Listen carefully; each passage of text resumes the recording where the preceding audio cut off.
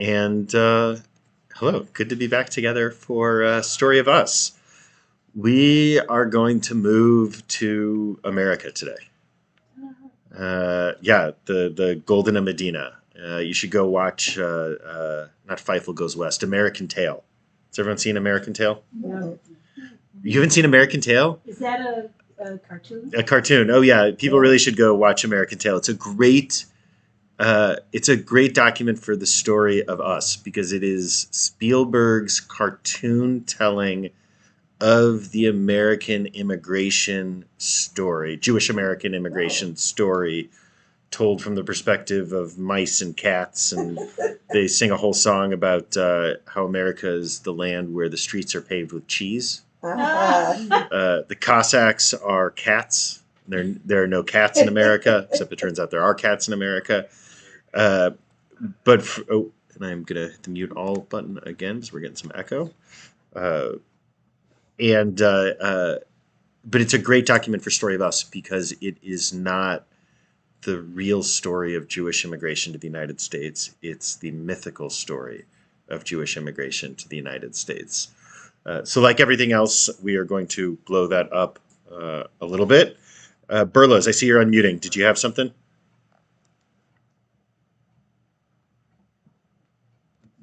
Nope. Okay, I'm going to mute you all again then. And as always, just unmute yourself. Rudy, go for it. My brother had his surgery and he's recovering, to be continued. Hey, Baruch Hashem. That is great. I'll let you know when I know. That is great. Thank you. Thank you. Been thinking of him. Liver transplant. Second. Oh, wow. Yep. Dying. Stein livers, exactly. Let's get to the deli. He said, let's go to the deli. Okay. So welcome back together. Last week, we got to the point in our story where we were looking at the West and the East of Europe. We framed it around 4 different personalities last week. We had court Jews and port Jews. Port with a T at the end, exactly.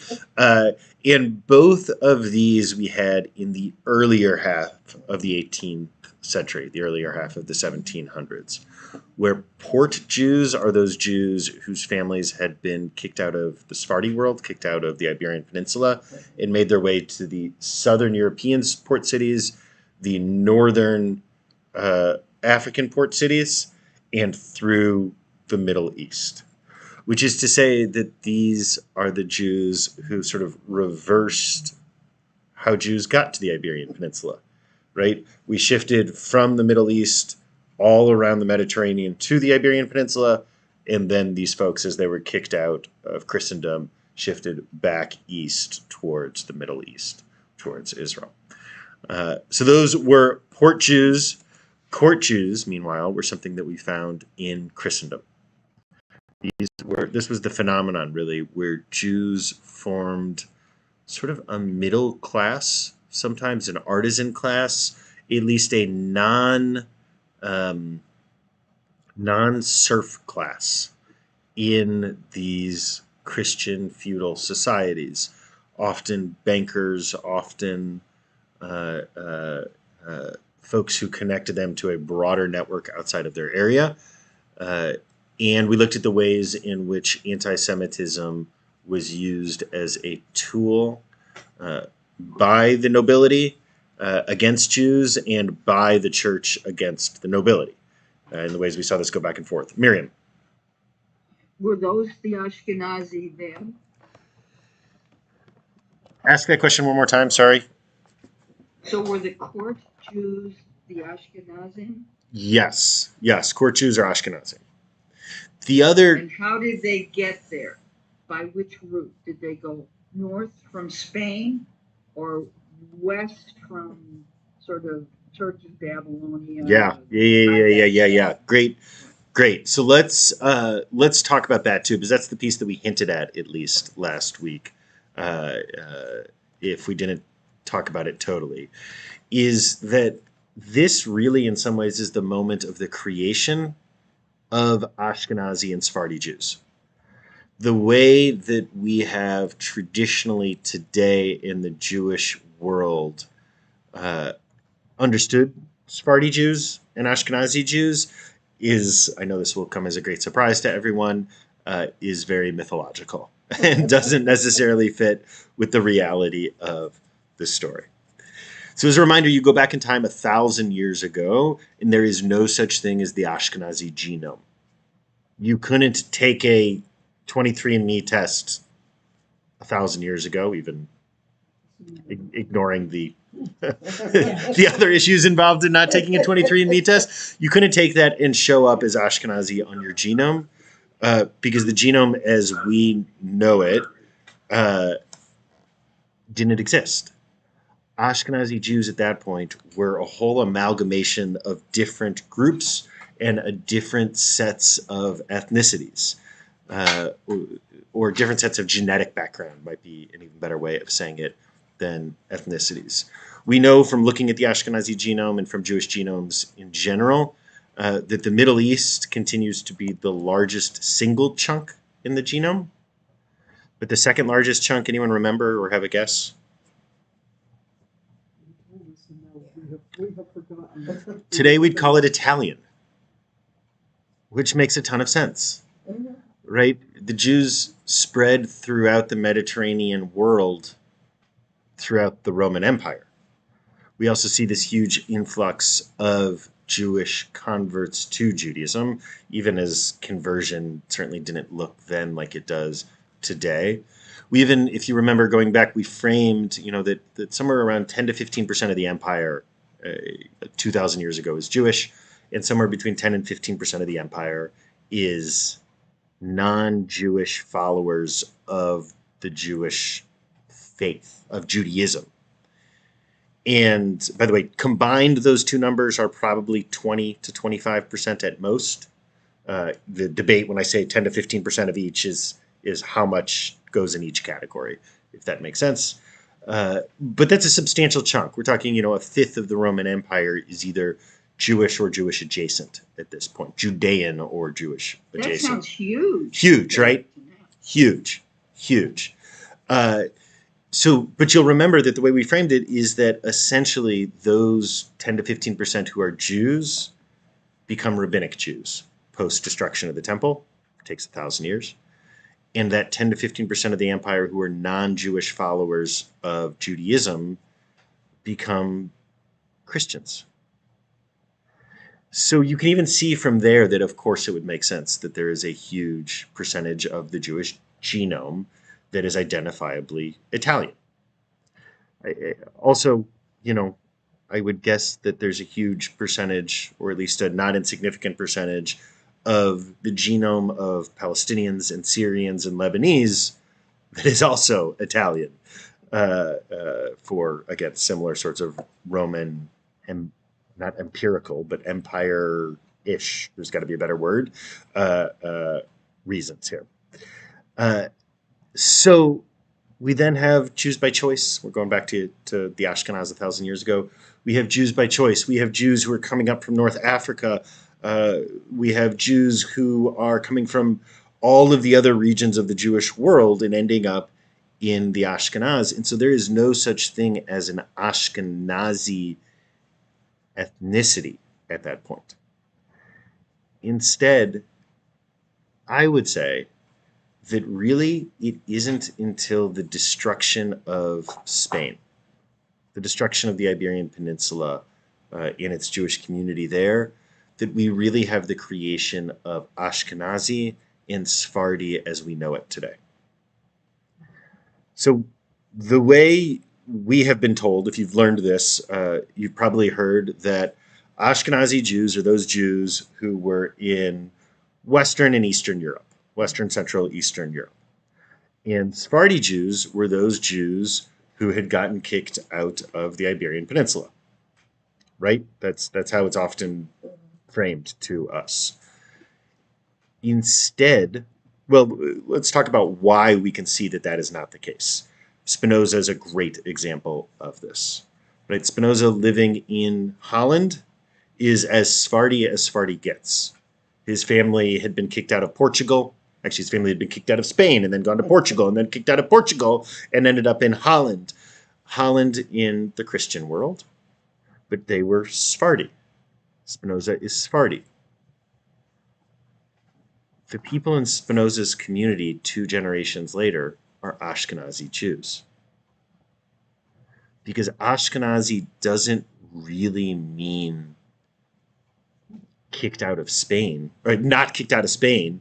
Ashkenazi means the Jews of Christian Europe. And Sephardi really means the Jews who live in the Muslim world. And so both of these in some ways are less than 500 years old, even as we will sometimes use the terms to mean something else. That's really what we are talking about. Now, in contemporary Israel today, there's a third category that is used of Mizrahi Jews, but we will talk about that as we get closer. But generally, Mizrahi means those Jews whose families had been in the Arab world and had always been there, or had been there for a very long time, hundreds to thousands of years. And even then, we're not really talking about the Arab world. We're talking about Mesopotamia, Iraq, Iran, Syria, Lebanon, maybe even Yemen, places like this. Places that used to be really central to the Jewish world, even as they mostly don't exist anymore. Okay, did that make sense? Ashkenazi, Sephardi as really what empire Jews ended up in. Did they end up in Christendom or did they end up in the Islamic Empire? And that's really what the definitive term ends up being. Any questions, any thoughts on any of that? Is the term Levant, would that recognize the Mizrahi? Is that the area, when you're talking about the Levant, is that the area that you would be able to say they stayed in? Sort of. But also to the north of the Levant. The Levant, usually, all of these are really slippery terms, right? The Levant usually refers to, if you're imagining the map of the Mediterranean, the area on the east that is the eastern coast of the Mediterranean, that today we would, say essentially, Gaza northwards. So Gaza through Tel Aviv, through Lebanon, through Syria, right? Like the entire eastern coast of the Mediterranean often is used to refer to the Levant. But the Mizrahim can be there and to the north, in places like Baghdad and Persia and over in the Arabian Peninsula. Right, and that's one of the frames we've had here too, is understanding that just as Europe is indistinguishable from Christian land, it's the same thing. Christian land creates Europe and Europe creates Christian, right? It is not a definitive thing outside of that, that the Arab world and the Muslim empire are in some ways the same thing too. Though that is not quite the same, particularly once you start talking about Persia. But anyhow, I see some hands. Let's start with Larry and then John. You told us when the separation occurred as far as the genome, but is that also when the separation began in terms of Sephardi practice versus Ashkenazi practice? There are different rituals, different rules about. Yeah, Larry, that's a great question, and actually reminds me of something that we should have been talking about a little more, which is the role in technological innovation in regionalism of Jewish practice. So if you go back before the printing press, you are going to find much wider variation in what Jewish prayer looks like, town to town, region to region, certainly continent to continent, and hugely Christendom to Islamdom. You're going to see huge variation in what Jewish practice looks like. Once you have a printing press, that begins to change. and then all of a sudden you start to get differences that become regional instead of local, or differences that are pushed aside as being heretical or whatever the word or the term is. And so that's where we really end up getting 2 to 3 primary liturgies. Today there are 3 primary liturgies. There is the liturgy known as Ashkenaz, right? If you walk into an Orthodox shul in Israel today, you'll see on the wall there will be a whole bunch of Sidurim, a whole bunch of prayer books, and they'll either have an Aleph for Ashkenaz, they will have a Samech for Sfarad, which is actually the Hasidic prayer book, not the Sephardi prayer book, or they will have an Edot HaMizrach, an ayin and then a hey and maybe a hey mem, which are the traditions of the East, and those are going to be the Mizrahi or Sephardi traditions. So you really end up with the 3 different main liturgies, what we would call the main nusachs, that emerge from that. But so much of that is a response to the printing press and a standardization that happens because of it. That happens even more when the internet is created, by the way. And the Orthodox world is dealing with that today. John? The term Levant, what time period was that predominantly used for that area? And then what is the source of that name, Levant? I don't know the answer to that question. It's a great question, but I don't know. I've stumped It's you. still used for. Yeah, you still find it used, but I have no clue, John. None at all. It says in the poem that it goes way back to the kingdom of Judah and the kingdom of Israel. So Okay. I'm going to look in Wikipedia and I'll get back to you. Okay, yes, please let us know what Rabbi Wikipedia has to say here. You already did. Okay. Any other questions before we keep going? So we're going to do the American Jewish story today. We're really going to go through World War I is our goal.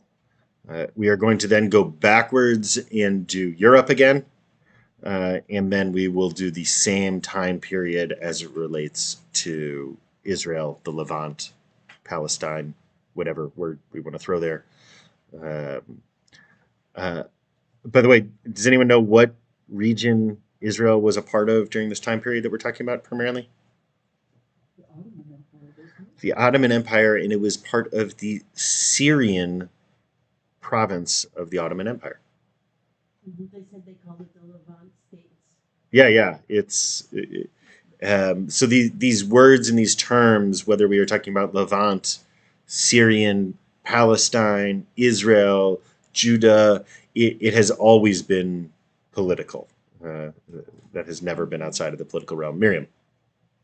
The word is from the French and probably before that from the Latin, meaning that's where the sun comes up. It's in the east, and it would be on the map Israel, Jordan, Syria. There you go. It's that eastern edge of the Mediterranean Sea, right? And this is all a perspective of the world that is the Mediterranean, which is why we are going to blow it up today and talk about Judaism in a new hemisphere. So the very first Jews to come to the Western Hemisphere, we end up with about 5,000 of them, are Jews who are fleeing the Spanish Inquisition. We've said it over and over again, but 1492, Columbus sails the ocean blue, and the Iberian Peninsula ethnically cleanses all of its Jews too. These port Jews end up in all of the ports that boats are going to, not just the ports of southern Europe and of the northern African areas, but they also end up in smallish numbers on boats heading towards the New World, towards the Western Hemisphere. So you end up with about 5,000 Jews, almost all exiles from the Iberian Peninsula, who are on these boats, who make it to primarily the Caribbean. Jamaica has one of the oldest Jewish communities in the Western Hemisphere. I want to say St. Croix has one, St. John, Aruba, all of these places. And if anyone's ever been to any of these synagogues, has anyone been to a synagogue in the Caribbean? No? Annette, Miriam, yeah, we see some hands. If you've been to them, sand floors is the distinct thing about them. Jamaica. Yeah, there you go. There you go. Yeah, Jamaica is a very old Jewish community. So we end up with about 5,000 Jews by the time you get to 1776, by the time the United States declares independence from Britain. You get about 5,000 Jews or so. Some of the numbers say 5,000 in the Western Hemisphere. Some of the numbers say 5,000 in the new American country. Whatever it is, we're talking about a relatively small number of people. In fact, so small that Jews consistently in the early American context don't fit in a challenging way at all to the racialism, the racism, the white supremacy. Jews are sort of small enough not to trigger any issues in this new American context, and are generally coded, at least early on, within the broad spectrum of whiteness. This begins to change in the 1800s. So the first half of the 19th century, call it 1800 through 1850 or so, we see a series of revolutions that are attempted to create a Germany. All of these end up failing. All of these are liberalizing revolution in the wake of Napoleon, and we're going to talk about Napoleon and these revolutions as we do this again in the European context. But these failed liberalizing revolutions mean that there's a whole bunch of Jews who have to get on boats and hightail it out of Germany, and the easiest place to go to at that point is to go to the United States. So we have about 5,000 of these early Sephardi Jews who end up in the U.S. We have about 50,000 Jews who are fleeing from Germany and end up in the United States from, call it 1800 to 1850. Miriam, is that a hand up?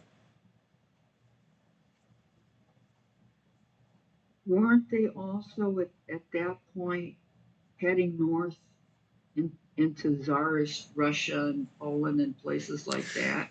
So yes, you're finding some of those places head east from Germany over there. Yeah, they're heading in every direction. They're heading east, they're becoming Bolsheviks, they're heading west and getting on boats. Yeah. Yep, exactly. But about 50,000 of them end up in the Western Hemisphere, end up in the United States. These are people who primarily move to German cities in the U.S. So when we think of the great Jewish cities of America, places like, New York and the Ellis Island experience, that is not these folks.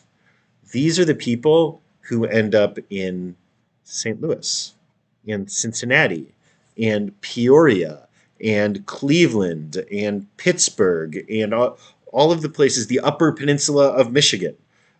These are the places that Jews end up moving to from Germany. It's German towns, essentially what's happening.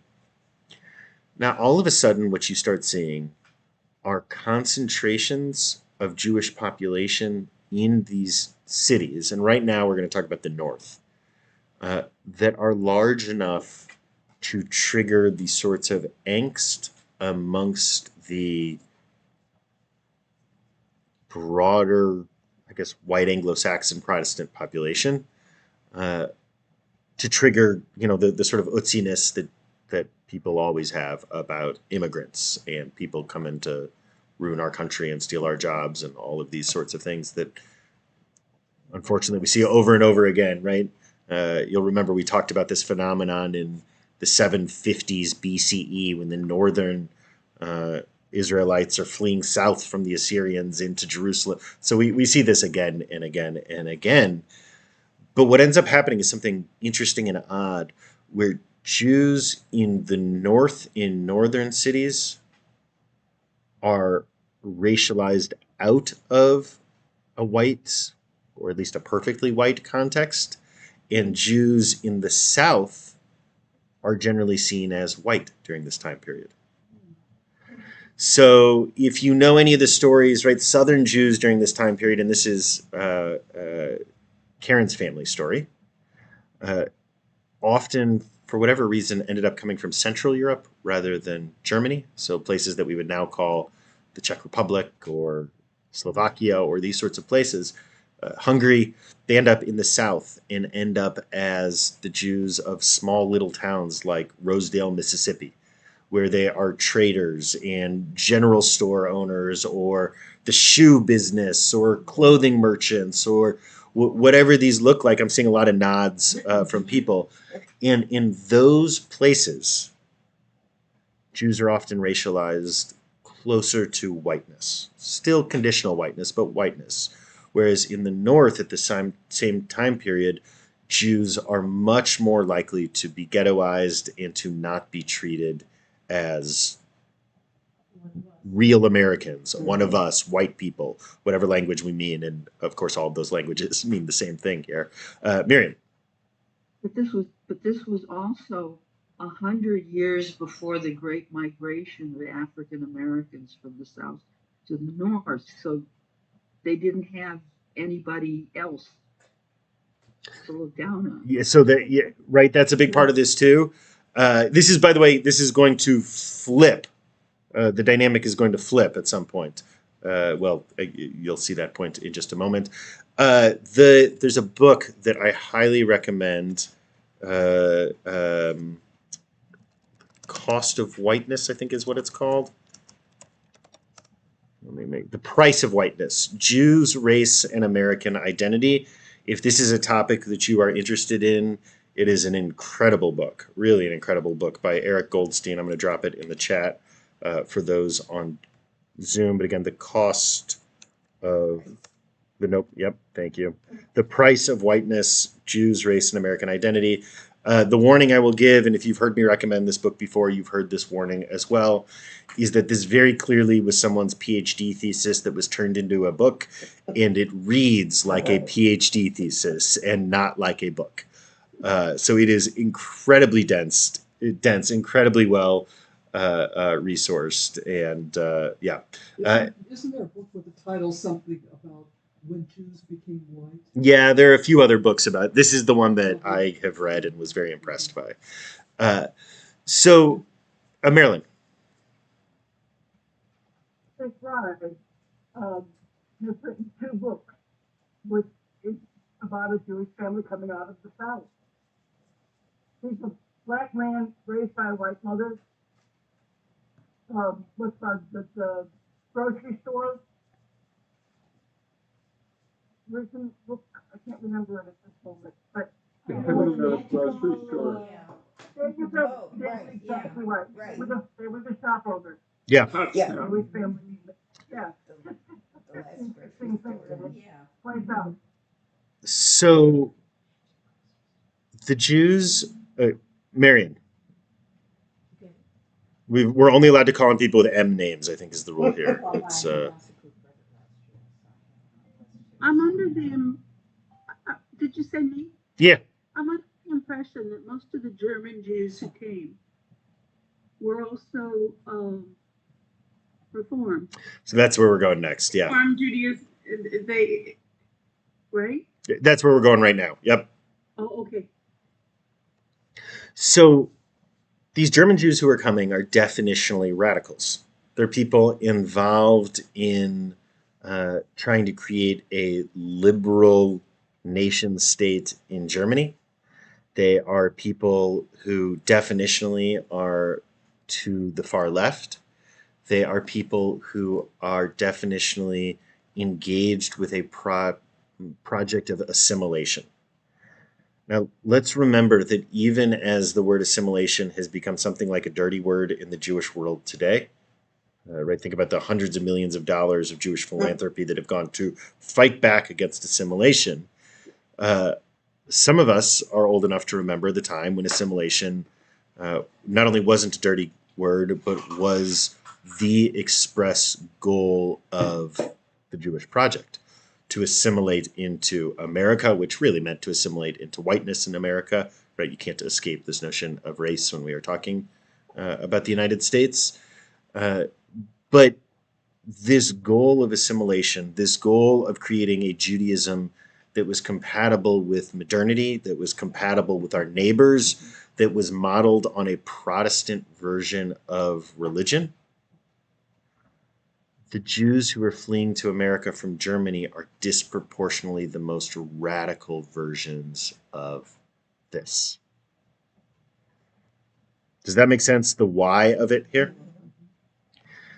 So, one of the first great projects that they have is in the city that was supposed to become Chicago, Cincinnati.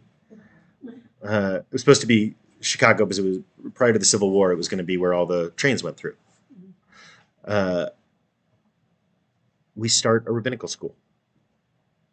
This is a radical moment. Started by a man named Isaac Mayer Wise, who is the founder of most of the institutions of Reform Judaism today. The Union for Reform Judaism, which used to be called the UAHC, the Union of American Hebrew Congregations. This was started by Isaac Mayer Wise to pay for Hebrew Union College, which was going to train rabbinical students. Ironically, of course, Hebrew Union College was founded in Cincinnati, and this year will be the very last class of ordinees who will be ordained in Cincinnati. But they're keeping the other campuses open. I'm seeing some faces, but they're closing the Cincinnati campus, where Karen, myself, Susan, and Jim all went to school. It's kind of hard. It's time. But I have a dear friend who's an imam, a Muslim religious leader, and he talks all the time about how problematic it is that there is no training school for imams in the United States. Doesn't exist. And it's problematic because it means that you have generations of young Muslim American kids growing up in America, growing up in public schools, growing up, watching American TV and culture and so on and so forth, and their religious leaders don't come from them. And so there is this disconnect, cultural disconnect, huge linguistic disconnect between American Muslims and their imams. So Imams often. all have accents. Don't they? Imams, yeah, you're right. Your imam is likely to have an accent, whereas your average Muslim American kid is likely to not. Yeah, right. Your average American Muslim kid is going to have a Detroit accent. I mean, that's. So they should buy the building in Cincinnati. You buy the Cincinnati building. There you go. No, right. So this is why it is such an amazing and radical thing that Isaac Mayer Wise does. And initially, when he's doing this, he does not believe that he is starting a movement. He thought just as there is the Ashkenaz, just as there is North African Jewry, just as there is Middle Eastern Jewry, that there will be American Jewry. So Isaac Mayer Wise's first prayer book is called Minhag America, the American tradition. Very quickly, this becomes clear that this is not going to be normative, that that's not how this is going to end up working out. But you get a sense of what it was that he was trying to achieve with that. Just a short story about Isaac Mayer Wise that I love. So he's also something of a charlatan, it appears. Claims to be a musmach, an ordinee from one of these great traditions. No one can find any real evidence of this. It seems that maybe he ordained himself as a rabbi, somewhere on the boat over to these shores. One of his first congregations that he is serving is in upper state New York. I want to say Rochester, but I could be wrong here. Maybe Buffalo. Anyhow. So he gets into an argument with one of the machers in the synagogue, one of the people who are paying the bills, who are paying his salary. And this macher owns a business. Remember, this is at the time period when blue laws meant that your business had to be closed on Sunday. You didn't have a choice. So if you run a Jewish consumer business, it didn't work to be closed on Saturdays. You couldn't be closed on Saturdays and Sundays and still compete, right? a side note to our side note, this is where the focus on Friday night evening services, in particular late Friday night services in the Reform world began. CRC is a huge outlier in the Reform world in that our main service is Saturday mornings. And we've got cultural reasons for that too.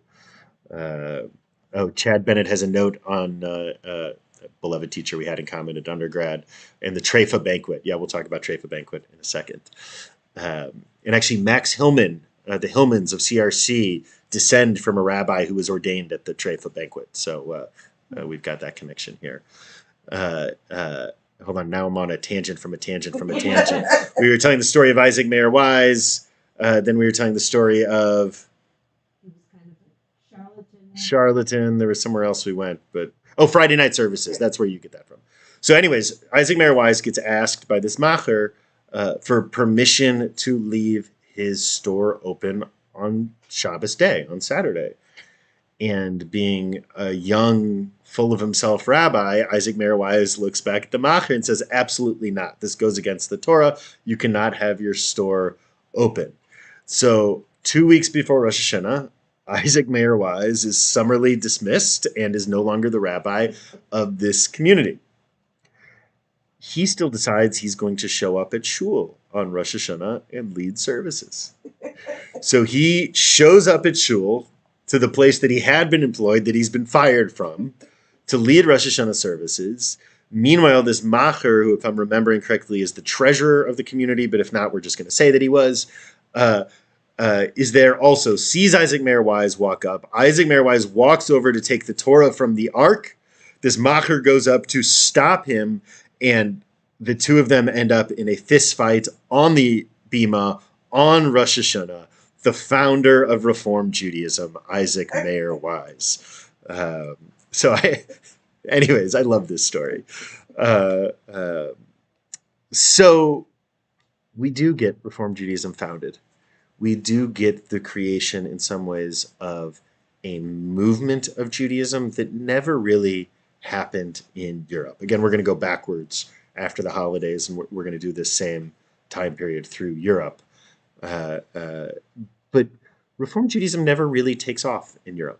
You get reforms in Germany. You get even the sort of precursors. You get a rabbinical school. You get pieces like this. But it's a much more moderate version of what we think of as reform that comes to exist there. In fact, has anyone been to Germany and gone to a reform service ever? Obviously, in a post-Holocaust world, it's different there too. But the German Reform Judaism looks and feels like American conservative Judaism, except more Protestant, is what I would say. You get the Protestant feel, the standing and the sitting, and the great cantors and the choirs and the organ. Organs, yeah. And organs are some of the first reforms. Actually, the very first reform is no spitting in shul. No spitting. Spittoons, yep. But again, we'll get there when we go to Europe. Yeah. But they, for instance, still have Musaf, which, if anyone knows what that is a second service that happens at the end of the morning service on Saturday morning that you wouldn't find in any Reform shul, etc., etc. It's the most radical people who end up coming to the United States, and it's these most radical people who create this American Judaism. Now, this is the case, and this is our reality really through the end, almost the end of the 19th century. Then things get really bad in Eastern Europe. The Pale of Settlement becomes entirely untenable. The rate of pogroms and of violence is radically escalating. I think in retrospect, what we can look and see is that the Holocaust is building during this time period. We focus way too much on Germany when we talk about the Holocaust. It's worth remembering that all of the death camps are in Poland, and that after the war is over, there are pogrom after pogrom after pogrom that happen in Poland to the Jews who come back. Tens of thousands of Jews over and over again.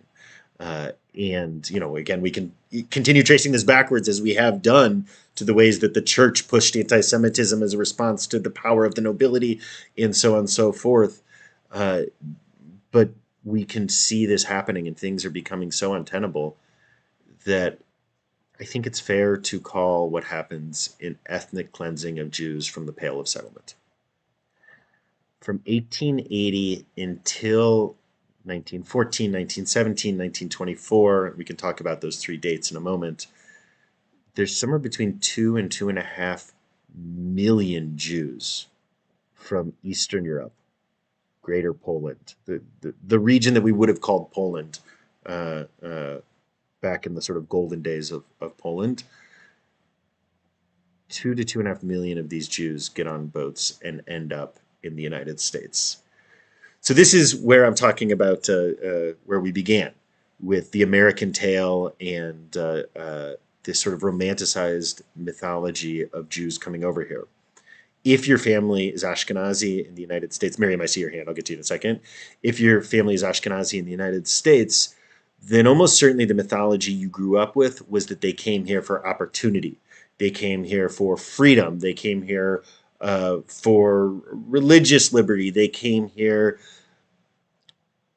2.5 million human beings don't leave their world, their community, a place that speaks their language on their own. They just don't. They came for survival. We are talking about an ethnic cleansing, again, in the broadest sense of what we mean by ethnic cleansing, and it's certainly a spectrum of different things. That's the story of the Ashkenazi migration to the United States. So I want to put these in perspective for a moment. You get 5,000 Jews from the Iberian Peninsula, probably brown-skinned Jews speaking with an Arabic almost accent, who make their way to the United States. You get 50,000 radical, progressive, far-left, revolutionary German Jews. Again, we're talking about a broader sense of what German is here, between 1800 and 1850.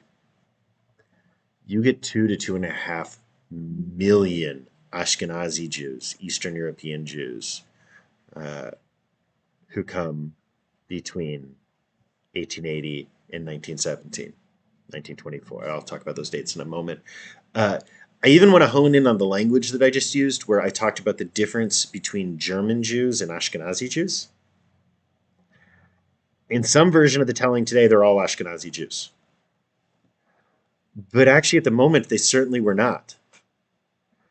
For instance, the conservative movement, as we know it in the United States, was mostly funded by the wealthy German Jews who were here, who were embarrassed of these backwater, greenback, immigrant, smelly, uneducated, illiberal, superstitious, tefillin wrapping, kosher keeping Jews who smelled like borscht and onions who were coming from Eastern Europe. HIAS, the Hebrew Immigrant Aid Society, is started by wealthy German Jews who don't want to actually have to deal with those unwashed new Ashkenazi immigrants themselves. Let's instead pay people to go and do the dirty work of trying to civilize them. And it was thought that they weren't ready for the true enlightenment of Reform Judaism at this point. So they needed, a slow approach, a pedagogical approach to bring them to the truth of Reform Judaism, and that would be conservative Judaism. But the numbers are so huge that it just wipes out everything else, so that there is no such thing as Judaism in the United States, through today, I would say, that is not Ashkenormative. And by Ashkenormative, we mean, again, right, this Ashkenazi word is so slippery is how we're using it, and that's on purpose. We mean the descendants, literally or spiritually or institutionally, of those Eastern European Jews who migrate over. Now, we still have some remnants of these things, even as today it's mostly gone. I've mentioned this before. but of course Westwood is for the German Jews, and Meadowbrook is for the, what is it, Nouveau Riche? Is that how you say it? Russian Jews. Now they both take non-Jews happily because they can't sustain themselves otherwise. But okay, so let's pause again. And Miriam.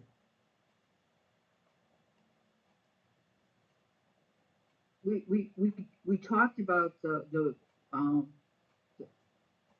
cartoon about the mouse who came to America. The American Tale. Freedom and opportunity. But my grandparents were the other story that everybody sees, and that's Fiddler on the Roof. And they weren't coming for our opportunity. And what my grandfather said is, those Cossack bastards would come and beat the hell out of us. Yeah. We had to get out of there. Yeah. People forget the ending of Fiddler on the Roof. I mean, it's a really depressing ending, as the community is essentially liquidated. Yeah.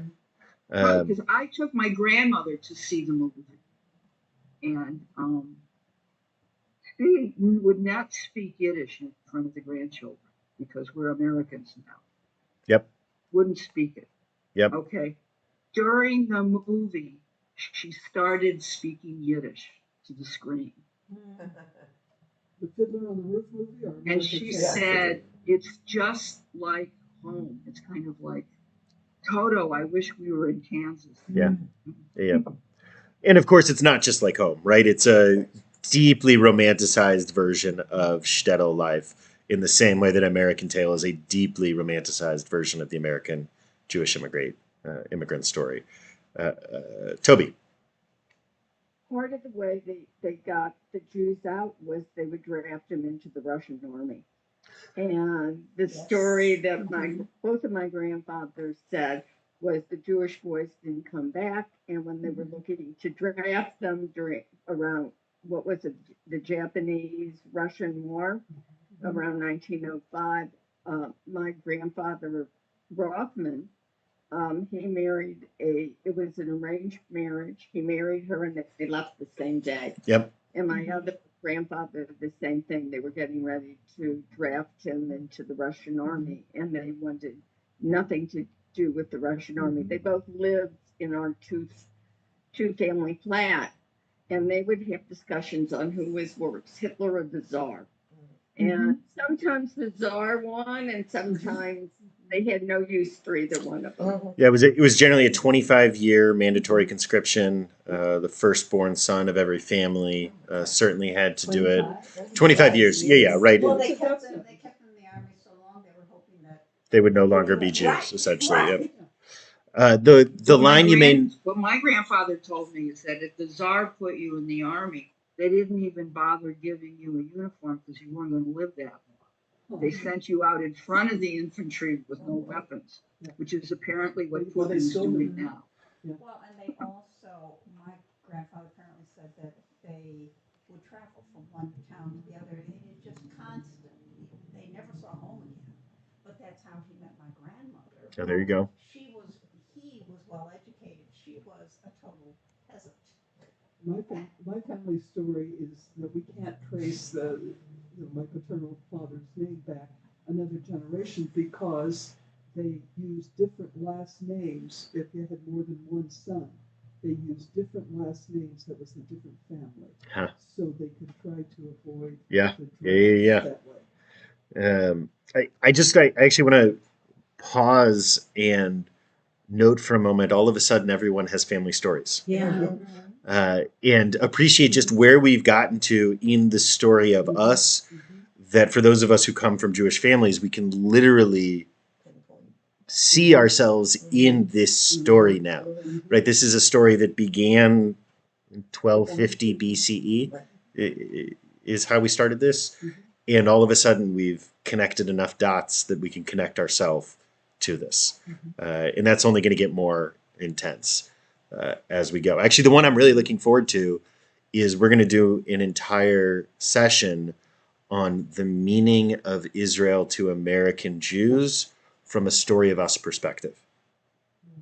Right? Mythology and all the... Right. Anyways, we're working our way towards there. Marion. Continuing our theme of M's. Yeah, I've got something. I want a clarification on the 50,000 German Jews. You position them as politically to the left. Yes. That's not to be confused, I don't think, with communist or socialist. Didn't many of them become huge entrepreneurs and do the department stores, and they were politically to the left in terms of personal and political freedom, but not to the left in terms of later the communist socialist stuff, right? They were radical leftist revolutionaries in Germany pushing to create a liberal German nation state as opposed to continued kingdoms. So that's what we're talking about there. So yes, you start getting shades of socialism. Yes, you start getting, as time goes by, shades of Marxism.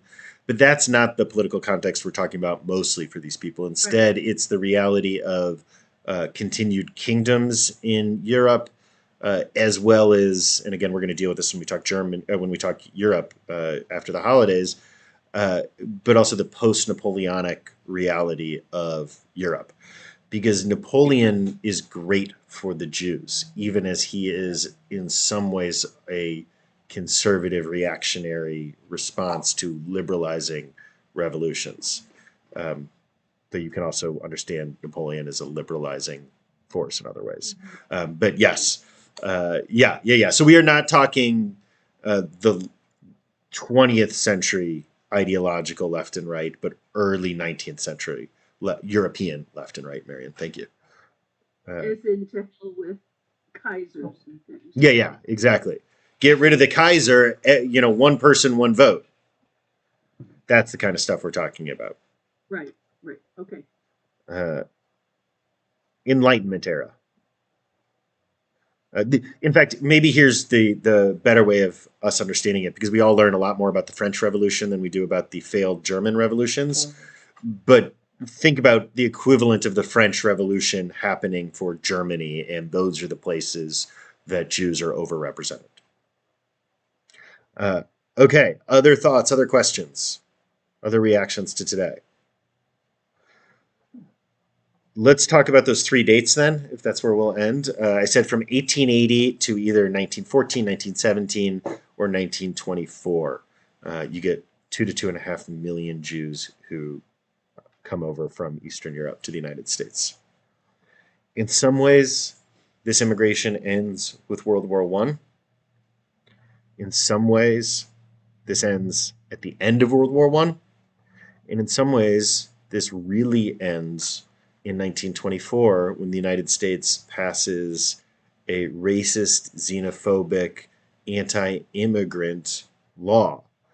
Today, this law is most famous, I would say, if you learn about it, as being an attempt to stop folks who are coming over from China, from Japan, what at that point would have been called the Oriental regions, right? That's how it's certainly described in the law and in the press of that time.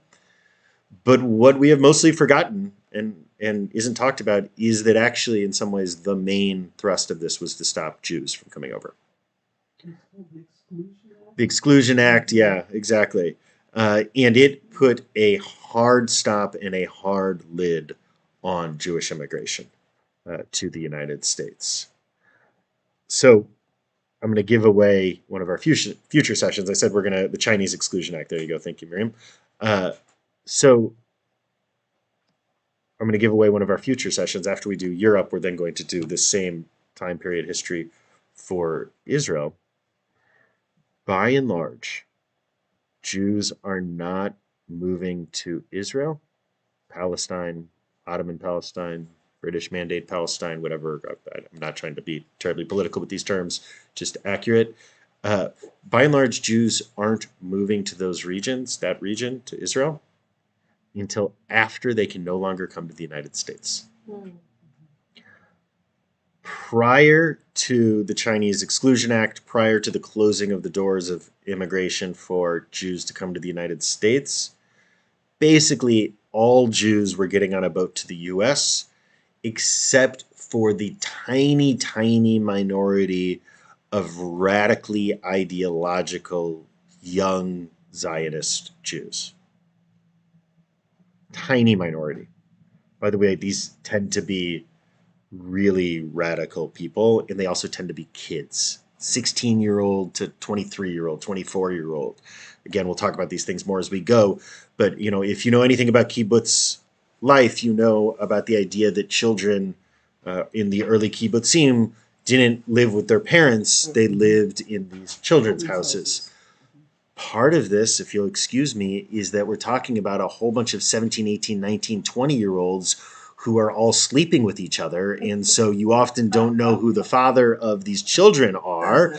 They're experimenting with multiple marriage and non-marriage and line marriage and all sorts of different models because, right, these are kids and these are radicals that we are talking about. So anyways, you're a small group over there because everyone's coming to the United States, and it is only once Jews have to leave from Eastern Europe and can't come to the United States that we end up going in any significant numbers to British Mandate. By this point, it'll be British Mandate Palestine.